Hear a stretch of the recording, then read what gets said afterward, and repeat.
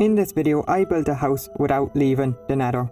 The Nether is full of hostile terrain, dangerous creatures, and has limited food. In order to build a house, I was going to need to find solutions to all of these challenges. A major question that I had to answer was in what biome I was going to build the house. The Nether consists of 5 biomes for me to choose from: Nether Wastes, Crimson Forests, Warped Forests, Basalt Deltas, and Soul Sand Valleys. A Soul Sand Valley was the worst option because of the slow movement speed caused by the soul sand, the skeletons, and the ability for ghasts to spawn there.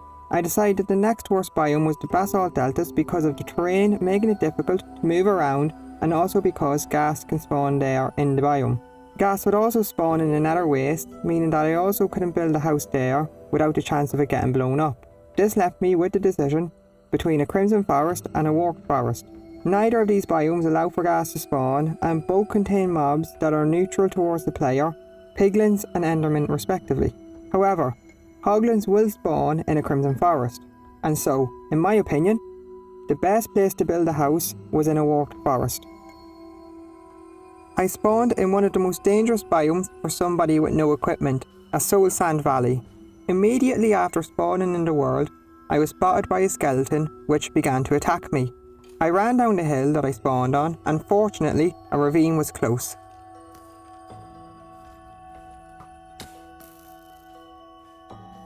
I went into the ravine, which provided me with the opportunity to hide from the danger. I collected some gravel so that I had blocks to build with if I needed to get somewhere. Now I had to plan for a way to get out of the Soul Sand Valley. I started by digging a small tunnel in the netherrack so that I could get a better view to get out of the ravine. I ran through the tunnel and I was able to get away from the ravine without losing any hearts. I looked at my surroundings and saw that no skeletons were targeting me, and I was able to stop running. I then continued to look for a way to exit this Soul Sand Valley. After finding an enclosed area where there were no skeletons, I collected some soul soil so that I could use it to help me traverse the terrain. I was starting to get concerned about the lack of food that I had. I dug a path over a lava lake so that I could explore further and try to find some food. It was important that I was as cautious as possible to not take any damage, since I would not be able to heal without food. This reason, in a large part, led to my decision to continue building over the Soul Sand Valley so that I limited the chance of being attacked by a skeleton. While I was traversing the Soul Sand Valley, I spotted a Basalt Delta and I started to make my way towards the new biome. I carefully climbed up the basalt columns. I still had no food, and I had already lost 2.5 hearts with no ability to regenerate health. Looking across the lava lake, I found a Warped Forest. This was great news because not only can I now get tools, I could also craft bowls, which is one of the 3 items necessary for making mushroom stew. Also, while looking around on top of the basalt columns, I found a brown mushroom. This meant that now all I needed was a red mushroom to craft a mushroom stew. I collected some more soul soil and then started to build a bridge across the lava lake in the direction of the Warped Forest. When I got across to the Warped Forest, I spotted a bastion, and this would be very useful in the future. I gathered some of the warp stems so that I could craft a wooden pickaxe, and using the wooden pickaxe, I mined the blackstone from the basalt deltas next to the Warped Forest. And using the blackstone, I was able to craft stone tools, including a stone pickaxe. Now that I had stone tools, I wanted to find a red mushroom so that I could get mushroom stew. I continued to explore the Nether, and while doing so, I found a Nether Wastes biome. I gathered more brown mushrooms and then continued looking around the Nether Wastes. One of the dangers in the Nether Waste biome is piglins if I don't have gold armour, so I needed to find some gold before a piglin found me. Once I had enough gold, I crafted golden boots. This meant I was now safe from the piglins. As I was exploring the environment, I finally found the last component that I needed in order to craft the mushroom stew. In the distance, I spotted a red mushroom. There were a few extra red mushrooms nearby, so I collected them as well. I crafted the mushroom stew, and for the first time in this challenge, I had food which allowed me to replenish my hunger and regenerate the hearts that I lost. Now I had to find a way to get more mushrooms without having to run around the Nether looking for them. I went back to the Soul Sand Valley and gathered bone blocks. Using the bone blocks, I was able to get bone meal, and using the bone meal in tandem with the mushrooms, I was able to grow huge versions of both the brown and the red mushrooms. From the huge versions, I was able to get more brown and red mushrooms. Now that I had a secure source of food, I explored the warped forest for a good place to build a house. While exploring, I found a nether fortress. This would be important later for some of the items that I need to build the house. I went closer so that I could get a better look at the structure, but I didn't want to enter the fortress since the only armour I had was golden boots. After a lot of searching around the warped forest, I decided that the best place to build a house was close to where I started searching, near the bastion. And I also needed to find an area that was close by so that I had a place to store all of the items. I found a place that was enclosed and on the border of a basalt deltas and a warped forest. I started by digging into the wall and I cleared out a room so that everything that I collected for building the house would be safe. I also used shroom lights to light up the room. I left the room so that I could go searching for gold. I wanted to get more gold so that I could barter with the piglins. My primary goal was to get iron nuggets so that I could craft an iron pickaxe. With the iron pickaxe, I would be able to mine the gold blocks at the bastion. I dug through some netherrack as I was looking for more gold and I found a crimson forest. This would give me the opportunity to get pork chops from the hoglins, but I was also going to have to be careful of the hoglins while going through the crimson forest. I made my way towards the forest by digging through the netherrack so that I could enter the forest from higher up to try and avoid the hoglins. When I entered the forest, I got the advancement for visiting all of the biomes in the nether. I looked around the forest from on top of a crimson tree so that I could get a better understanding of the terrain. While going through the forest, I saw a warped fungus. I went over and grabbed the warped fungus so that I could scare away the hoglins. I continued to move around the forest and from on top of one of the crimson trees I spotted some of the piglins attacking a hoglin. Once the hoglin was defeated, I went down to where the hoglin was and collected the raw pork chop that they dropped. While I was using the top of the crimson trees to move around the forest, I was attacked by a hoglin. I jumped off of the tree and immediately ran away while being chased by the hoglin. I placed down the warped fungus and this caused the hoglin to leave. This caused me to decide to try a different plan and I dug a tunnel into the netherrack. This allowed me to attack the hoglins while also remaining relatively safe. However, a limitation of this plan was that it was more difficult to find hoglins and get close to them. But nevertheless, the plan was still somewhat of a success and I was able to get a total of 17 raw pork chops from my time spent in the Crimson Forest. This was a good outcome, but the mushroom stew seemed like a better option as a source of food. I departed from the Crimson Forest and returned to where I planned to store the items for the house. Upon arriving, I found a large magma cube in the room.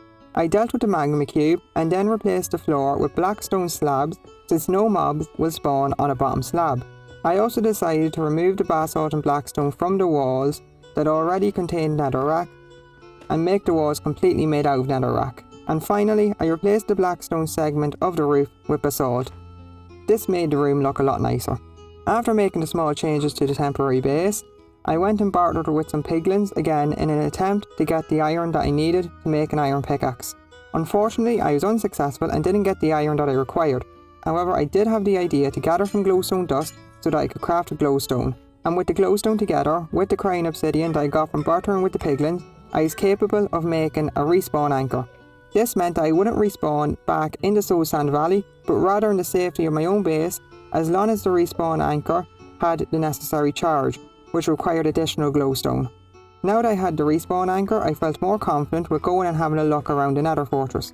And since I would have to go to the Nether Fortress multiple times, I came to the conclusion that it would be a good idea to create a direct path to the fortress. I surveyed the outside portion of the Nether Fortress, and I thought that it wouldn't be a good idea to run around the Nether Fortress in the open with the little amount of armour that I had. So I decided that I would dig into the netherrack and create a small staircase that led into an enclosed part of the fortress. Also, the purpose of me going to the fortress was to try to find iron, and the chests are only in the inside part of the fortress. The first hallway that I searched led to a dead end, so I dug a tunnel that connected to a new hallway. Although the fortress was encased in netherrack, basalt and blackstone, for example, this part of the fortress was still classified as the open part of the fortress, meaning that no chests will be in this area of the fortress. While going through the Nether Fortress, I encountered a wither skeleton, and thanks to the blocks I placed, the wither skeleton wasn't able to get past the blocks and attack me. I dug a tunnel to another part of the fortress, and this part of the fortress was classified as an inside section of the fortress, meaning that chests could appear here. Luckily, there was a chest here, and in that chest there were 2 pieces of iron. This meant I only needed one more piece of iron to craft the pickaxe. Unluckily, I could not find the last remaining piece of iron that I needed, and this meant I had to go back to bartering with the piglins. I returned back to the base and cooked the pork chops that I gathered earlier in the furnace. I then went out and collected gold and bartered with piglins until I got the iron that I needed to craft the pickaxe.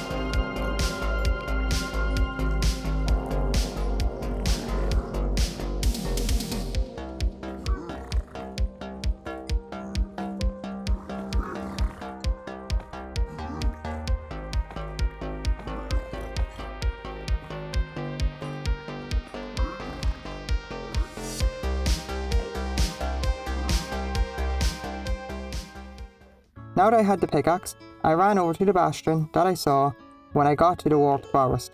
The type of bastion was a bridge, and this meant that there was a pile of gold out in the open. My plan was simple: climb on top the gold blocks and then build a box around the gold. This would allow me to mine the gold while not letting the piglins attack me. Once all of the blocks of gold were mined, I waited for the piglins to stop being hostile towards me. The piglins would eventually stop being hostile towards me since they couldn't see me while I was inside of the box. Once I was fairly confident that the piglins were no longer hostile towards me, I left the box and quickly moved away from the bastion. Now that I had the gold from the bastion, I went back to bartering with the piglins so that I could get some of the materials that I needed for the house. I also needed to clear the area where I planned to build the house. I removed some of the trees in the warped forest so that I had more wood to use, and because the trees need to be removed so that I could build the house. Once I had the wood that I needed for the moment, I went back to the base and placed the item frames on the wall with basalt. Each of the item frames represented more or less all of the materials that I needed to build the house. From chopping down the trees, I got all of the shroom lights that I would need for the house, so I placed the item in the corresponding item frame. I was now one material closer to building the house. If I was going to get the rest of the iron that I needed to build the house, I was going to need a better way of getting gold. So I decided to build a gold farm. This meant that not only would I need to get on the nether roof, I would also need to be able to get off the nether roof with all of my items.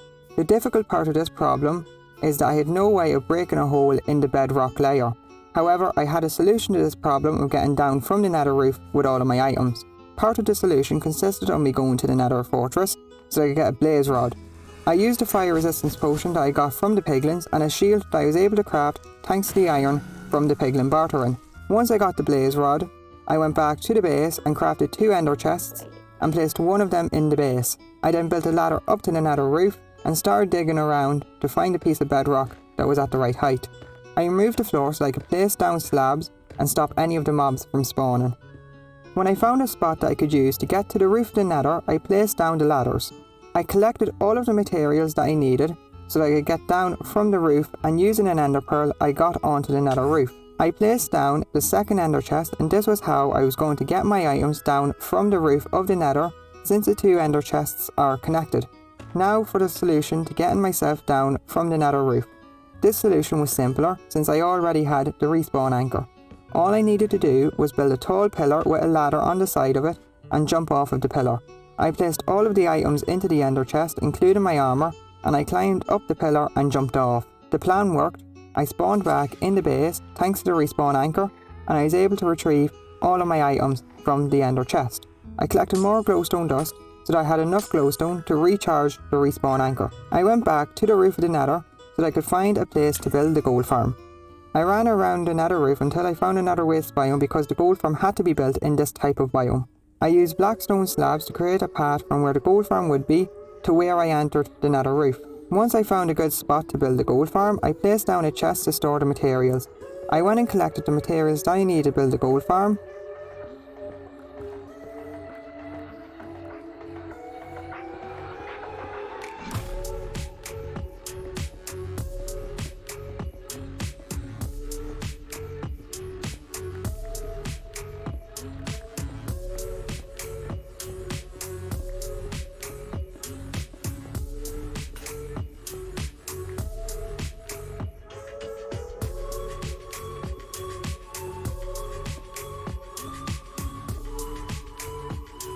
When I had the materials gathered, I started building the farm.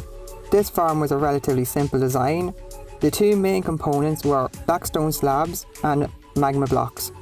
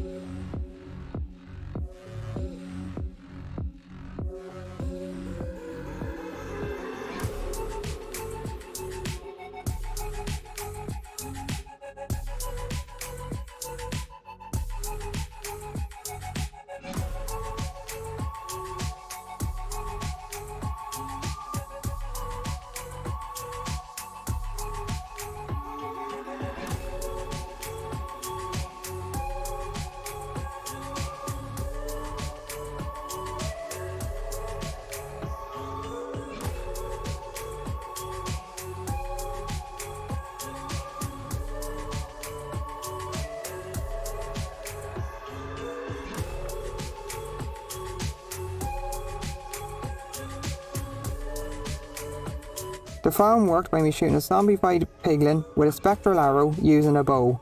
I crafted the bow with the string from bartering with the piglins, and I got the spectral arrows from also bartering with the piglins. This would anger the zombified piglin, and they would walk towards the hallways. When they got to the end of the hallway, they would either walk off or push each other off. This meant that they would fall down, and I would be able to collect the gold at the bottom. With the gold that I got from the gold farm, I continued bartering with the piglins. Some of the iron that I got from bartering was used to make an iron chestplate and iron leggings. Later I would equip the iron boots enchanted with soul speed that I also got from bartering with the piglins, and I would craft a gold helmet.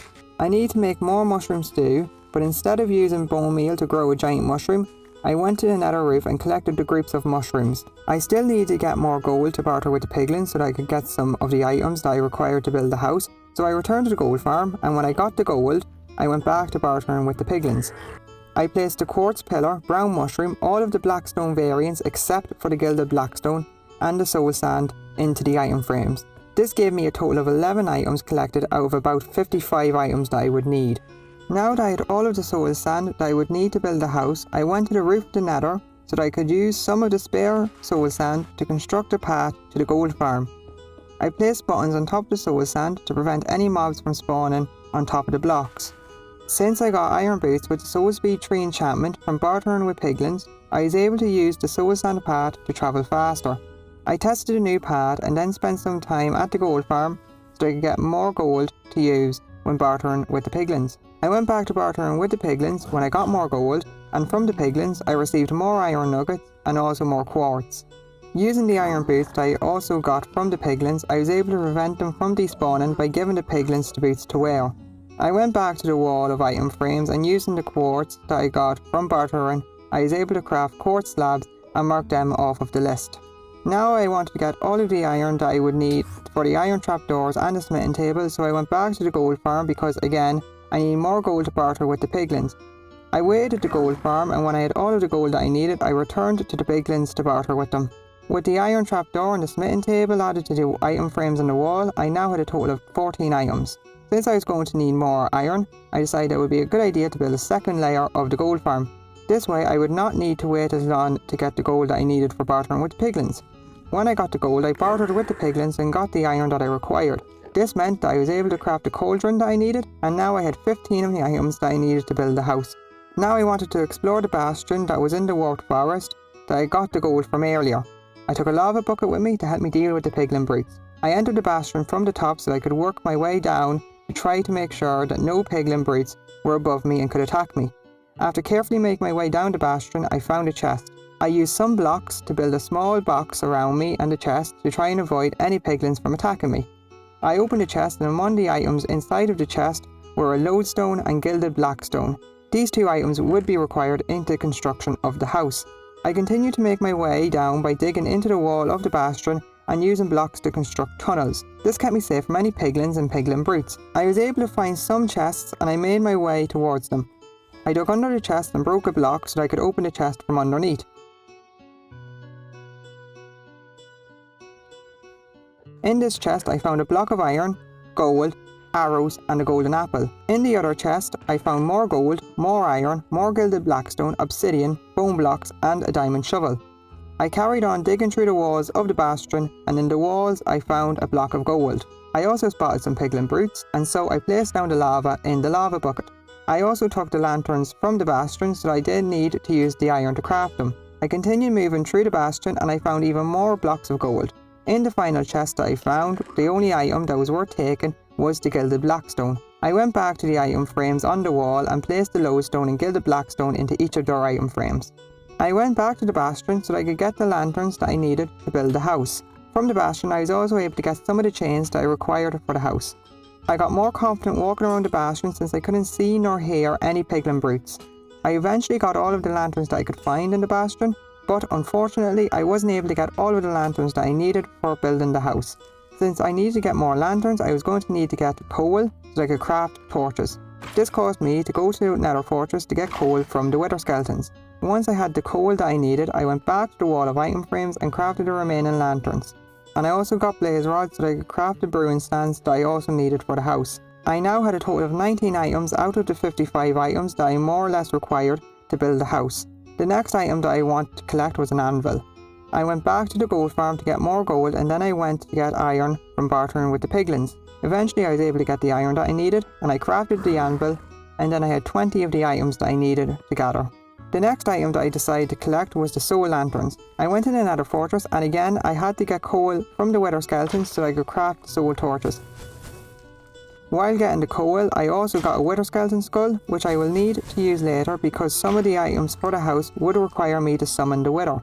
After some time I was able to get all of the coal that I needed, so I went back to the wall of item frames. I placed a soul lantern on the wall and I also placed an ender chest and a respawn anchor in the corresponding item frames. This meant I had a total of 23 items collected out of the 55 items that I needed to get before starting to build the house. The next item that I needed to gather were the warped wood related items.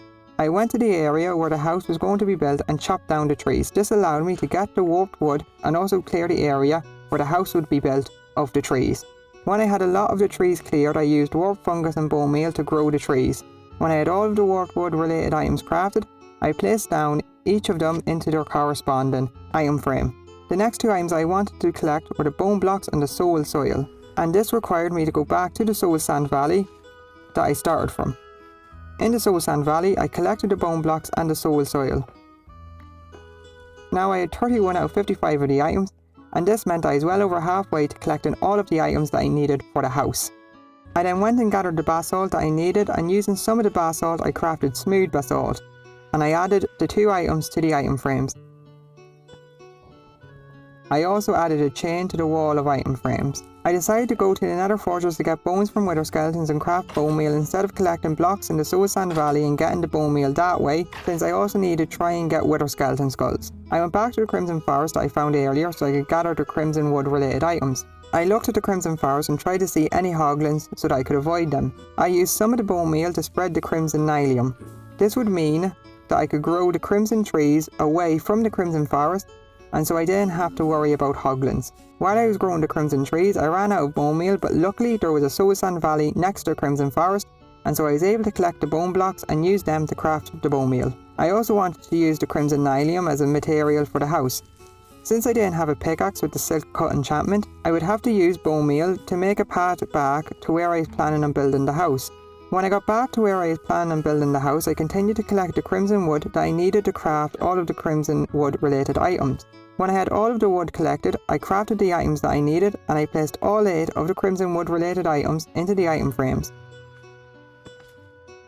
I also collected all of the nether wart blocks that I needed for building the house. I gathered more wood because I still had some items that I needed to collect that required wood to craft, for example, chiselled bookshelves. I also started a nether wart farm using the nether wart that I got from the nether fortress. I got all of the wood that I required and I crafted the bookshelves, ladders, chests, barrels and a loom. I added all of these items to the wall of item frames, and this meant that I only had 7 items left that I needed to collect. I decided to get the items that required nether wart to craft first, so I went back to the farm and harvested the nether wart that I was growing while I was chopping down the trees. Using the nether wart and some soul sand, I was able to expand the farm. While I waited for the nether wart to grow, I cleared some more of the area where the house was going to be built. Every so often I went back to the farm, harvested the nether wart and then expanded the farm. As a part of cleaning the area for the house, I had to remove the lava that was flowing down from above where the house was going to be built. I used a fire resistance potion and swam up the lava. I placed a block of netherrack to get rid of the lava and swam back down. After I got rid of the lava, I made the ground more level. I went around and using the bone meal, I spread the warped nylium and I continued to grow and harvest the nether wart. When I had all the nether wart that I needed, I combined it with the nether bricks that I got from the piglins while bartering and crafted red nether brick stairs and red nether brick walls. This means that the only items that I needed were light grey banners, grey carpets and a wither star. It was necessary to defeat the wither to get each of these items. I still had the wither skeleton skull that I got earlier, but in order to summon the wither I still needed 2 skulls, so I went back to the fortress. At the fortress, I expanded the area where wither skeletons could spawn by digging away the walls and replacing the floor with nether bricks. I also broke through the walls to connect different hallways, and this not only made it so that the wither skeletons had more places to spawn, but it was also easier to move around the fortress.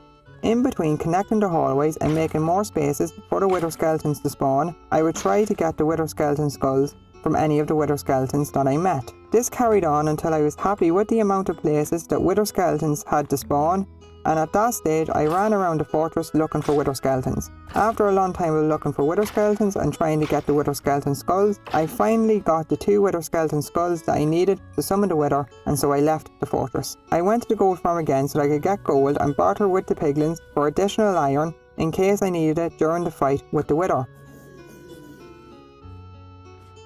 I also smelted some of the iron boots that I got from the piglins in a furnace so that I could get even more iron. Now that I had the wither skeleton skulls that I needed to spawn the wither, I needed to build the area where I was going to summon the wither.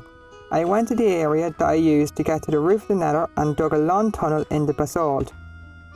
The tunnel would help shield me from the attacks of the wither, and the basalt would help to contain the explosions from the wither.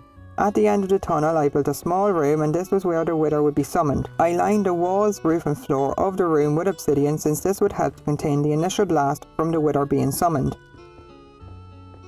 And finally, at the entrance to the room, I placed 2 trapdoors, and this would help to keep the striders in the room with the wither. The reason the striders needed to be in the room with the wither was because I needed to get wither roses so that I could craft black dye. The way to get wither roses is from a mob being killed by the wither, and hence why the striders had to be in the room with the wither. I made my way down to a lava lake and used a warp fungus on a stick to get the striders to follow me. The reason I used a warp fungus on a stick was because striders have the chance to naturally spawn wearing saddles, and so if I found one with a saddle I could use the warp fungus on a stick to move around on the lava while riding the strider. Unfortunately, I couldn't find any striders with saddles, so I had to build a bridge over the lava lake and slowly guide the striders back to the base. Once back at the base, I used warp fungus to breed the striders so that I could get more striders. While I was doing this, I also went up to the room that I would be summoning the wither, and I placed down the soul sand and 2 of the wither skeleton skulls, because once all of the striders would be in the room, it would have been more difficult to place down the blocks. Now all I had to do was place down the last wither skeleton skull when I was ready for the wither to be summoned. I moved all of the striders up the ladder and continued to breed them until I had enough striders. I led all of the striders to the room where the wither was going to be summoned, and then I went and prepared for the fight with the wither. Using some blaze powder that I had and water bottles that I got from bartering with piglins, I brewed strength potions, and I used glowstone dust to upgrade the strength potions to strength 2 potions. I also took some of the fire resistance potions that I had and I crafted an iron axe. I placed down the final wither skeleton skull and I summoned the wither. I retreated back into the tunnel and away from the wither. I waited for the wither to kill the striders so that I could collect the wither roses. I had to be careful as I entered the room with the wither and the wither roses, and so I used my shield to help protect me from the wither. It was a long fight against the wither, but fortunately my plan to use the bedrock roof of the nether to slow down the movement of the wither worked. Eventually the wither was defeated and I was able to go into the room and pick up the nether star. Using the wither roses, I crafted the black dye, and using the black dye I was able to make grey dye and light grey dye. I crafted the light grey banners and the grey carpets. Now that I had the last remaining items I needed, I completed the wall of item frames and finished spreading the warped nylium using bone meal. I then moved all of the items to where I was going to build the house and started building the house.